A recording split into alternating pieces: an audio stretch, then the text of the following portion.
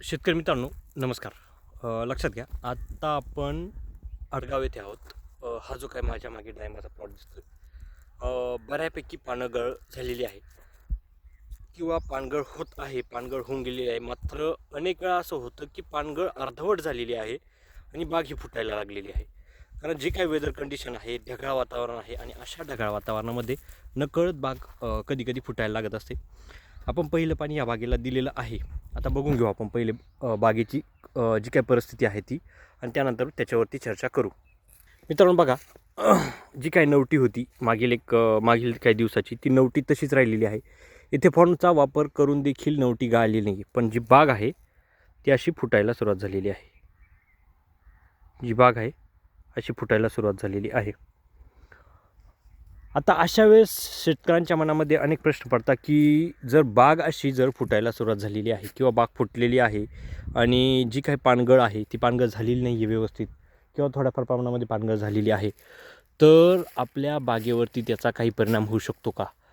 ह्या गोष्टी फार महत्त्वाच्या आहे किंवा जी चौकी निघते, तर जी चौकीला काही अडचण येऊ शकते किंवा भविष्यात जी निघणारी चौकी तिला काही समस्या उद्भवू शकते का? मित्रांनो लक्षात घ्या, जर अशा स्वरूपाचे झाड आहे की ज्याची पानगळ अतिशय कमी झालेली आहे, मागे पुढे झालेली आहे, आता ह्या प्लॉटमध्ये एक 10 ते 15 झाडं असतील की त्याची पानगळ या स्वरूपाची झालेली आहे, अशा झाडांना 100% प्रॉब्लेम येऊ शकतो, हे जाणून घ्या.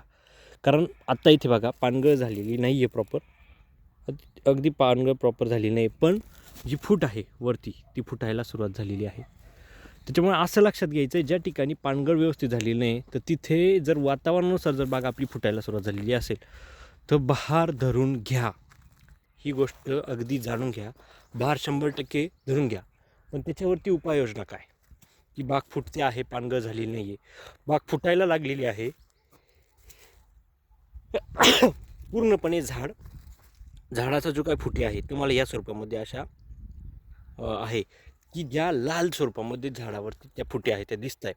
अशा फुटींच्या अवस्थेमध्ये तिथे काय करा, क्लोरोमॅट्रिक क्लोराईड किंवा मेरिक्वेट क्लोराईड, जे लिओसिन मॅक्वेट वगैरे येत असतं, त्याचा 200 लिटर पाण्यामध्ये 150 मिली टाकून अशी गच्च फवारणी करा, जेणेकरून ती बाग आहे ती पूर्णपणे एकसारखी फुटेल. किंवा जे काही व्हेस्पा येत असतं, मित्रांनो व्हेस्पाचा वापर तुम्ही जरी केला तरी तिथे चांगला रिझल्ट तुम्हाला मिळेल. किंवा टिल्ट असेल, टिल्टचा देखील तिथे जर वापर केला तर चांगला तुम्हाला तिथे रिझल्ट भेटेल. त्याच्यामुळे ही गोष्ट पहिले जाणून घ्या. पूर्णपणे तुम्ही जर बाग अशी मागे पुढे फुटत असेल किंवा बागेला जर अडचण येत असेल तर तिथे लिओसिन 200 लिटर पाण्यासाठी 100 मिली ते 150 मिलीपर्यंत झाडाची जी काही गरज आहे ती बघून घ्यायची आहे तुम्हाला. त्यानंतर तुम्हाला त्याच्यामध्ये पुन्हा एकदा सांगतो, 05234 जर घेतलं तर चांगलं राहील. त्याच्यामध्ये चिलेटेड बोरॉनचा वापर करा. बुरशीनाशक कुठलेही तुम्ही घेऊन त्यामध्ये M45 असेल, अँट्राकॉल असेल ते घेऊ शकता आणि स्प्रे देऊ शकता. जर बाग अशा स्वरूपाची मागे पुढे फुटत असेल तर, किंवा मागे पुढे फूट होत असेल तर, किंवा पानगळ झालेली नाही आहे प्रॉपर तसं वाटत असेल तर ते करा. पण घाबरून कुठल्याही प्रकारे जाऊ नका. बागेला कुठल्याही प्रकारची अडचण येत नाही. जरी फूट मागे पुढं झाली किंवा जरी तुम्हाला लक्षात येतं की आपली बाग आहे तिची पानगळ व्यवस्थित झालेली नाही आहे, तर बागेला कुठल्याही प्रकारची अडचण येणार नाही. तुम्हाला डाळिंबामध्ये उत्पादन तितकंच निघेल, हे जाणून घ्या. मित्रांनो, हा जो काय आजचा आपण विषय ठेवलेला होता की पानगळ व्यवस्थित झालेली नाही आहे, अर्धवट पानगळ वाटते, तरी बाग आपली क्लायमेटमुळे लिकेज होते, तरी बाग आपली फुटते, तर अशा ठिकाणी तुम्हाला 100% ह्या फवारणीचा वापर करायचा आहे. त्याचप्रमाणे ड्रीपद्वारे आपण काय देऊ शकतो लक्षात घ्या. बाग अशी मागे पुढे फुटते तर ड्रीपद्वारे तुम्हाला 05234 किंवा 4247 याचा वापर करायचा आहे. मित्रांनो, ही जी काय पुरी माहिती होती ती बाग फुटत असणाऱ्या अवस्थेतली होती, ती तुम्ही तिचा वापर करा पुरेपूर.